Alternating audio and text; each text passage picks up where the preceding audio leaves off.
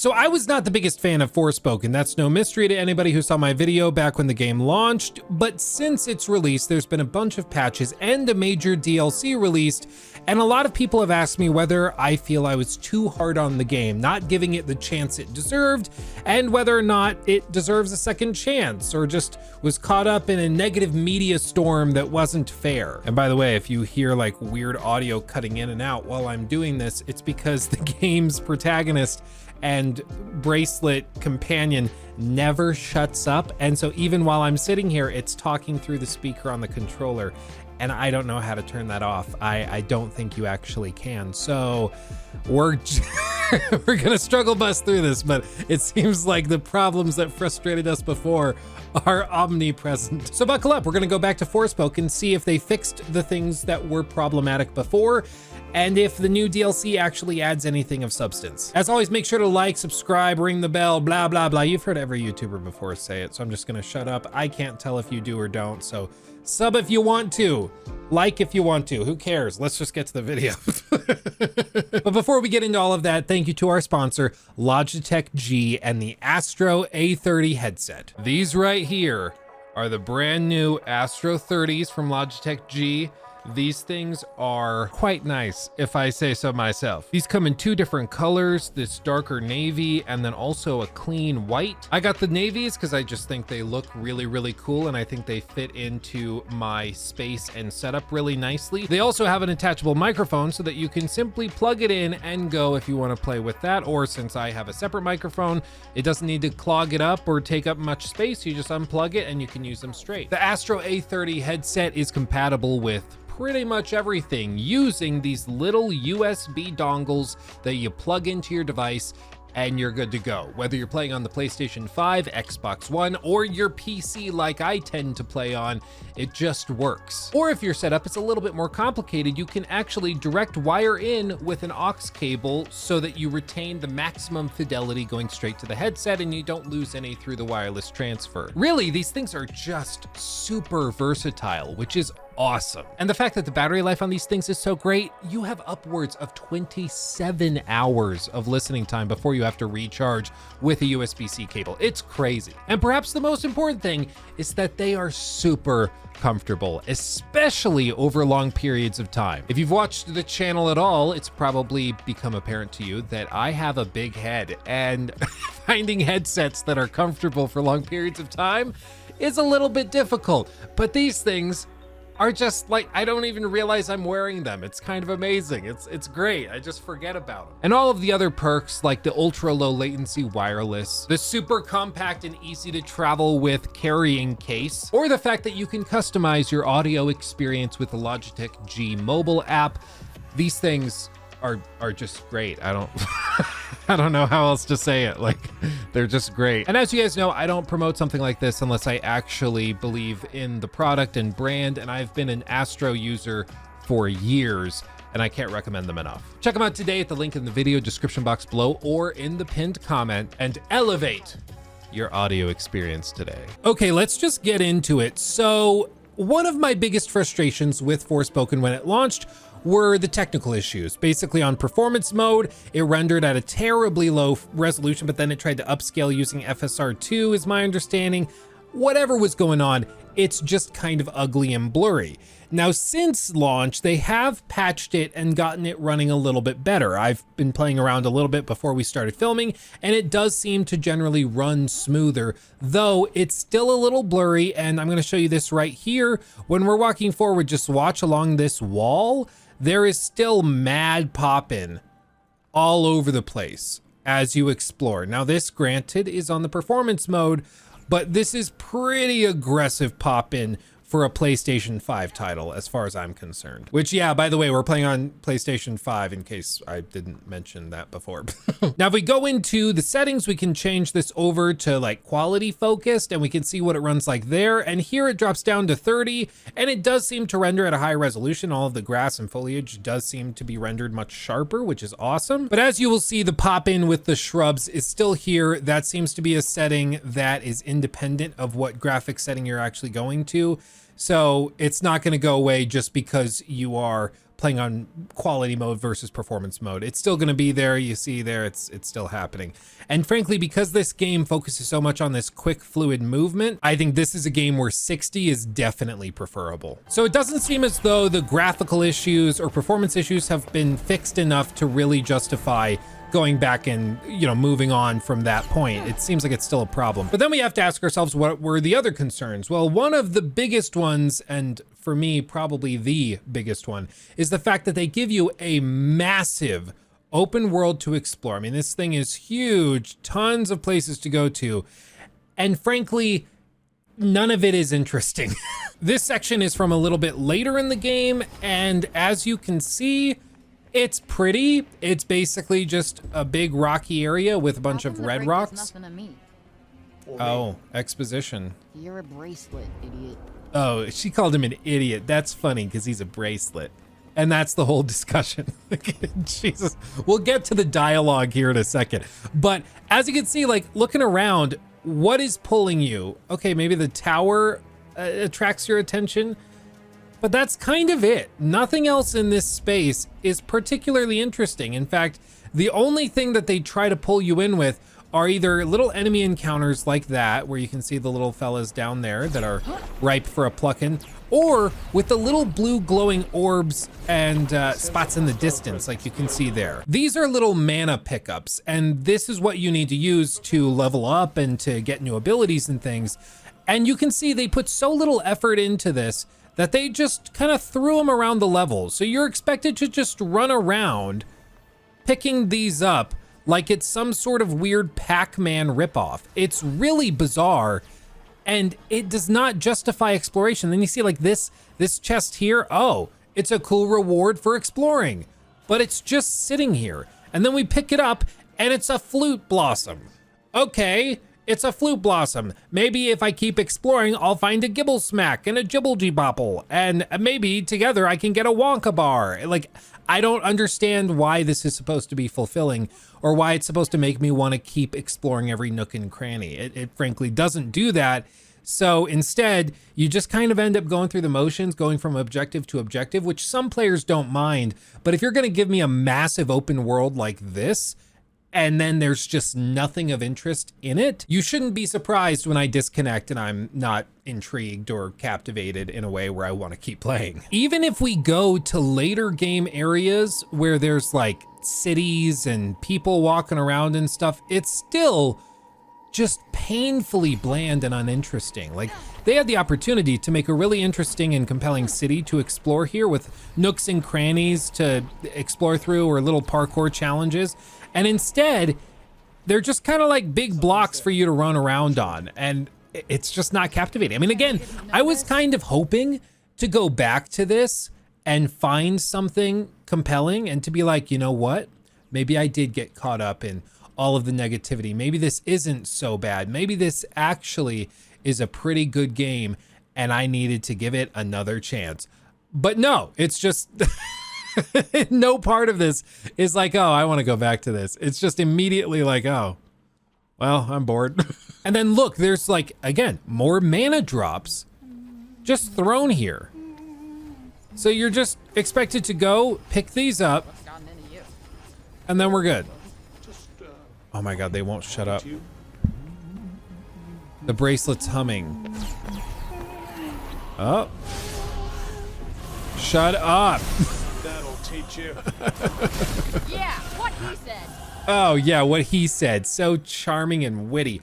So as you can see, combat is actually a strength of the game, and I will defend Forspoken to the death on this point. I think they had a really, really good combat system here that's worth engaging with almost for its own sake. I mean, if you are able to tune out terrible dialogue and an uninteresting world and all these other problems with the game and just focus on the combat, I think you could actually have a decently good time. There's all sorts of different spells to combine, different archetypes of spells. Like you can see here, I can swap to like scatter shot, which is just kind of like a machine gun. It's really, really weird.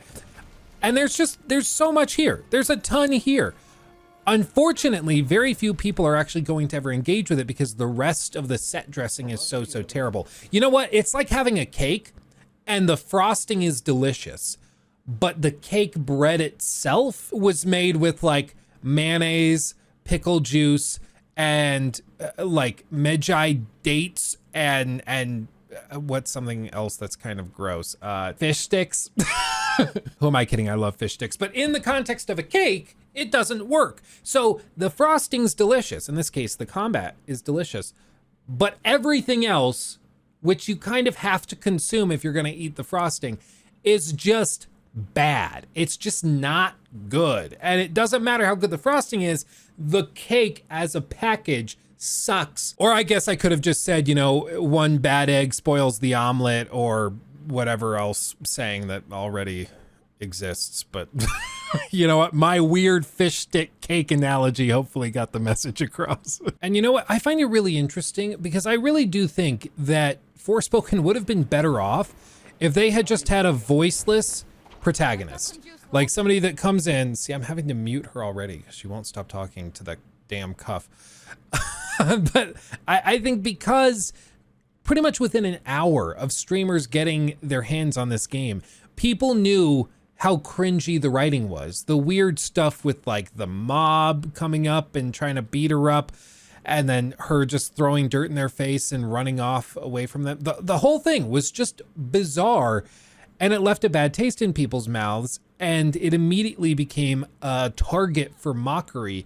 And once gamers have a new target for mockery, you can't really shake it. Like once the populace, once the zeitgeist has determined that this is the next target of scorn, that this is cringe, that this is just bad, there's very little you can do to shake that. And I understand that's really, really frustrating for game devs who spend years and years working on these projects, and then they can have a couple of viral clips go out that make fun of some aspect of their game, and then the game entirely flops because of it. I totally understand that frustration, but it's just a fact of the matter. When you're putting this out into the public, you have to be ready for people to hold it to a high standard if you're going to charge 60, 70 bucks for it, which is what this game was charging when it launched. I mean, unfortunately, it just is the case that you have to stick the landing pretty well if you want gamers to give you a chance, especially if you're charging full price. It's just a fact of the matter.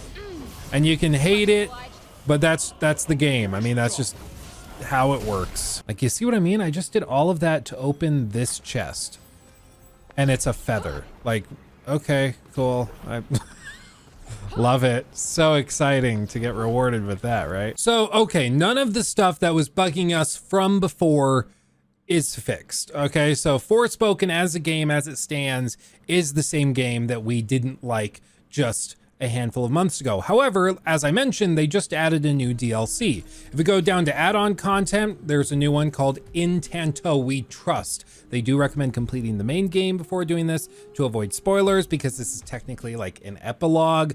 So I guess be wary of spoilers, but I'm guessing if you're still watching this video, you either already played Forspoken or you've decided that you're never going to. So what's the harm? Also, can I at least get a like on the video, because I paid like $12 for this out of my own little pocket. I paid for this. I paid real money for this, okay? So if you can help me out with a like, I would greatly appreciate it. At least then it's not a total wash, right? In Tanto we trust. And then we transition. So it has its own little like load-in screen. It's considered its own little entry, and you can technically launch into this before you've played any of the base game, although again, they don't recommend that. 2 months after Athia is saved from the scourge, it faded away already. So 2 months after the events of the base game, okay? Frey. The truth you seek lies in Vesoria. Oh, really? You don't say. In the outskirts. It's green. I just imagined that stupid voice. It was probably just the wind. After all, what could there possibly be worth finding out here in the middle of nowhere? Frey. Am I going nuts, or did that thing just say my name? Well, as with all ominous glowing objects, I'd advise you to steer well clear. I don't Okay. know. My Tonda instinct's telling me I should really check out When that. this goes wrong, do remember that I told you so. Oh no, I tried to turn around and it teleported me back. Off to a good start. If I just try to leave, is it gonna just teleport me back again? I should really check out that light first. Yeah, that's what it's doing. They're like, no, you're gonna look at the damn light. You're gonna do it. God damn it. Okay, it's Death Stranding. The camera's gonna go into her mouth now. Whoa. What the? If you wish to save Athens, you must first know its past. Wait, what are you talking I don't know about? how that makes sense, but okay. As long as we're just saying stuff. I mean, before you save America, you must know its past. Or you could just save it, you know? Like, I guess you can just say that. Okay, whatever. Okay, back in time. In a flashback. I know it's probably very confusing.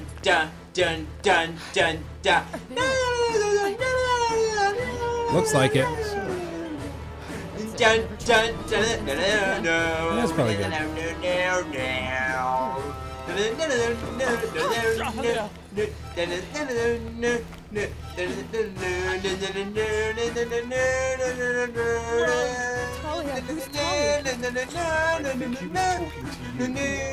You're Talia. We are Talia.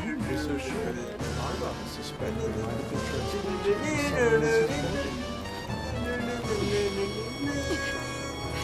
Okay. Hilarious. So we play as somebody else.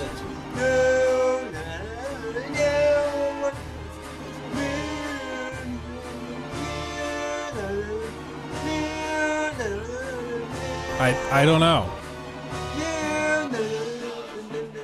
You can tell they spent a lot of time designing this little set piece because the shot just stays for like 15 seconds.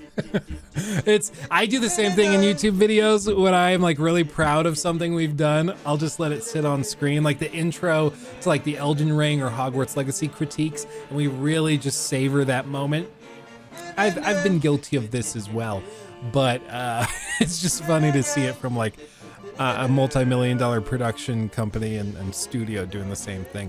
I will say though, one thing that we learned after Forspoken's, let's just say, less than stellar reception at launch, the studio that's making this has pretty much entirely dissolved and been rearranged and shuffled about. So we're not getting a Forspoken 2, sorry guys. And it seems like the studio that is responsible for this has pretty much been broken apart, and the staff has been moved to different projects at different studios and moved around, downsized, blah, blah, blah. It's always a little tragic and frustrating because I feel, and I guess tell me if I'm being like ridiculous about this, because maybe this is just me overthinking things, but as a YouTuber that's making reviews and videos that can influence public opinion, I feel a certain level of responsibility to not just say things willy-nilly or whatever is going to get hate clicks or whatever it may be. I take this relatively seriously because I do think I have a fiduciary duty to the viewer and to the industry to at least mean what I say. If I'm going to say something, if I like a game or don't like it, at least stand by it and be able to justify it. And it is like a little, I don't know, it kind of bugs me that potentially I contributed with the negative reception of this game to the point where a lot of people lost their jobs.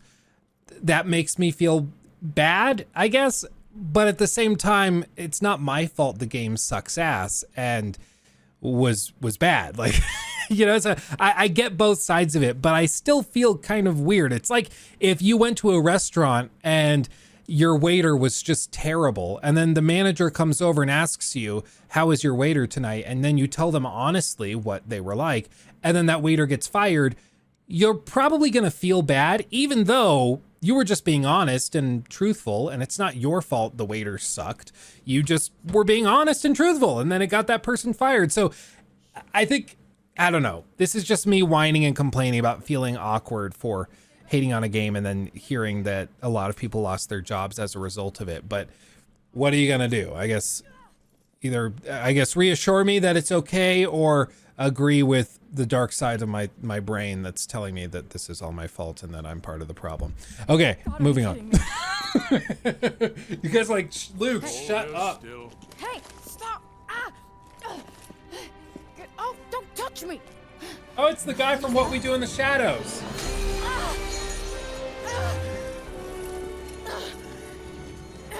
Okay. Oh, she's got that Senua arm, like from Hellblade. Happens to the best of us, my dear. Okay. Take her to the dungeons and ready the tree of offering. This time, the gloaming shall not fail. Oh my god, the gloaming? That has got to be the most hilarious word I've ever heard. The gloaming. The gloaming. Honey, where are you? Oh, I was just at the gloaming. Don't mind me. I love games that are like, there's so much to learn. And then you're like, okay, tell me. And then the character's like, okay, but not yet. Maybe in 30 hours of gameplay or whatever. They did the same thing in Hogwarts Legacy where they're like, oh, we're testing you, so go do all of this busy work as a test. At least that kind of makes sense. But in this case, it's like, there's some urgent information to learn. Okay, tell me. Not now. It's like, okay, whatever. Now, apparently this DLC is only about 3 hours long.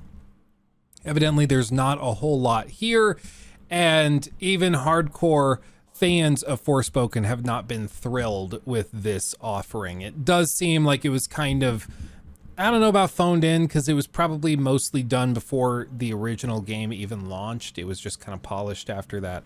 But it evidently is just not enough to save the game. It's not like, I don't know, what's an example of a game that was like kind of saved by its DLC? I guess No Man's Sky. It's not a situation like that where later expansions and DLC justified playing it. It's just kind of like more of the same.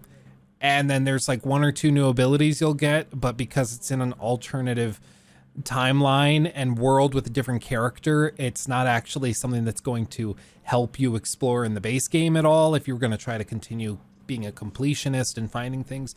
So all told, it's just kind of there. But you know what? We're going to try to be fair. We're going to try to give it an honest chance. So I'm going to keep playing, and we're going to see if this thing can actually win me over. Maybe, just maybe, the DLC is actually really, really good. So I'm going to play for a bit, and I'll see you in a second. Get up with my balls in your jaw, yeah. Balls in your jaw. Get out, get out, get out,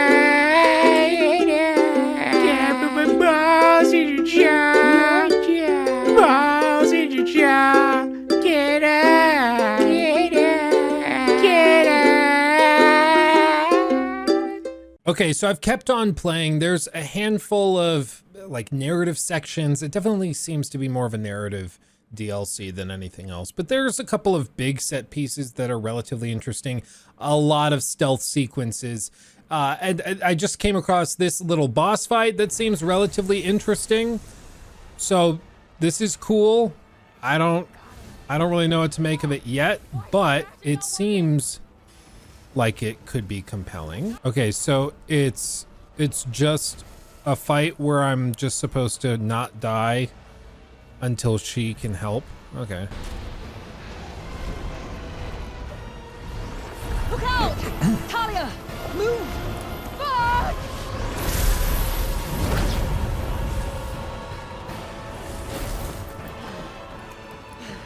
Was that it? Do we not get to fight it? Okay, never mind. That's the whole thing? We need to get to Okay. There's still just really weird story pacing and stuff. And honestly, okay, so here's the thing.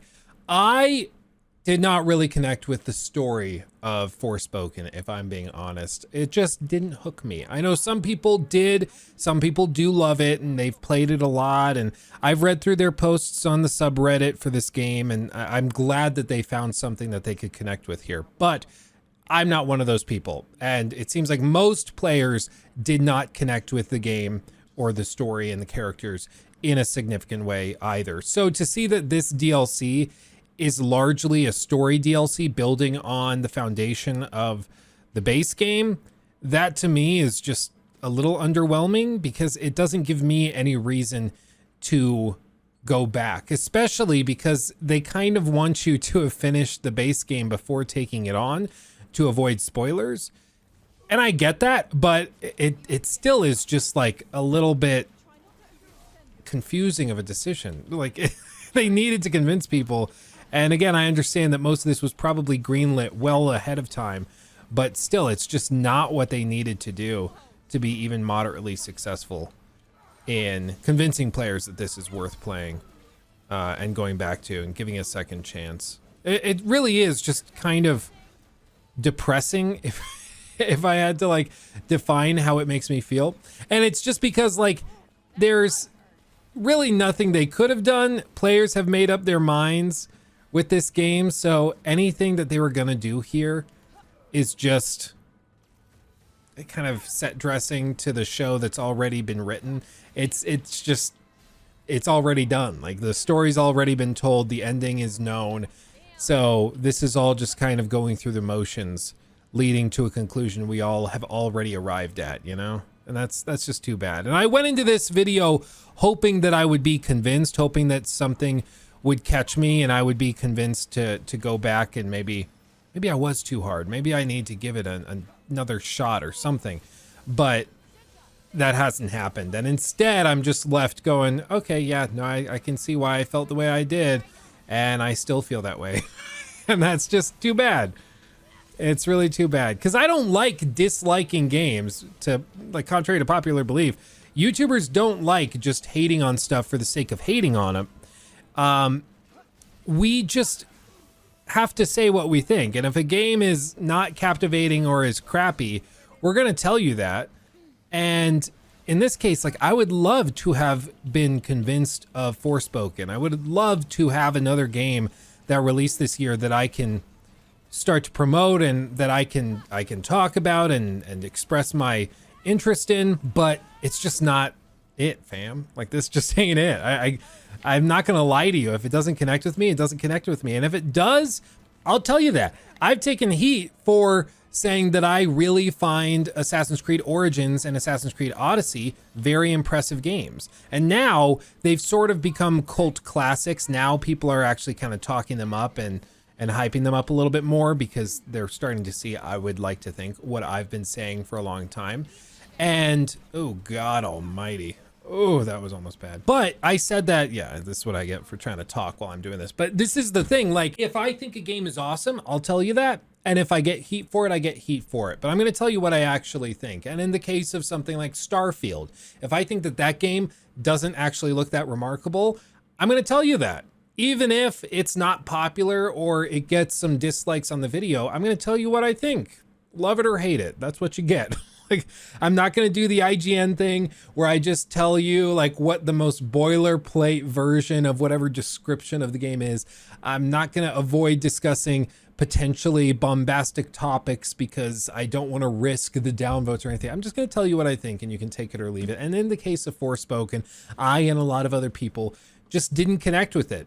And unfortunately, the DLC doesn't do anything to change that. And the improvements and patches they've made to the base game also have not changed it enough to warrant returning to. I'm still a little bummed that I spent so much money on this game, but you know what? At least we got a couple of videos out of it. So it is what it is, tubes. It is what it is. And you know what? I was gonna go into the subreddit and look what like hardcore fans of Forspoken are saying about it and the DLC and where the game is now, but it's honestly just kind of sad. When you go there, it's just kind of empty. And even posts that are multiple days old only have like a handful of upvotes, if any. There's just not really much attention left for the game. And so as frustrating as it is, I just think the game's kind of dead. Like, it's probably worth it for some people at a certain price point. Like I said, if you're really into the flashy combat and stuff, you can probably enjoy it for the $35 price that it's at right now on sale. But for the vast majority of gamers, there's a lot more out there for 35 bucks that will captivate you. One that I've been having a ton of fun with that I'll recommend is Dave the Diver. This thing is pretty cheap at only 18 bucks on sale right now. It just came out with version 1.0, and it is one of the most weirdly satisfying and relaxing games I've played in a hot minute, where you're diving, you're fishing, you're doing all sorts of growing and planting competition, you're running a sushi restaurant all at the same time. There is so much stuff in this game. I really can't recommend it enough. It's weird, but it works surprisingly well. I really can't recommend it enough. And if you'd like to see me make a video on the game, let me know in the comment section below, because I would love to. I mean, especially in the context of the Steam summer sale, there's Dave the Diver, which is a great buy. There's also games like Detroit or Nier Automata or AC Valhalla. Sorry. Assassin's Creed Valhalla. There's so many options for 35 bucks that Forspoken really, I don't think you can justify when you compare it. Like 35 bucks, sure, makes sense, but there's so much you can get for 35 bucks that's just frankly better. You can, of course, play the demo if you want. You can try it and just see what it's like. There's no harm in that. There's nothing to lose. But my personal humble opinion as to the question of whether we were too hard on Forspoken is no, we were not. What the fuck is this piece of shit? But that's going to do it for me. Thank you for watching. Thanks for chilling with me. As always, if you enjoyed the video, like it or don't. I can't tell if you do or don't. Subscribe or not, whatever you want to do. I'll respect it. Just thank you for watching and getting this far. I really do appreciate it. It humbles me every day that people are willing to listen to me ramble about video games. It's extremely humbling. I just don't know what to say other than thank you. Did you see that moth fly by? Dude, that was scary. Okay, I'm gonna go hunt that guy down. Much love. Thanks for watching. I'll see you in the next one. Hugs and kisses. Bye-bye. Where are you bitch?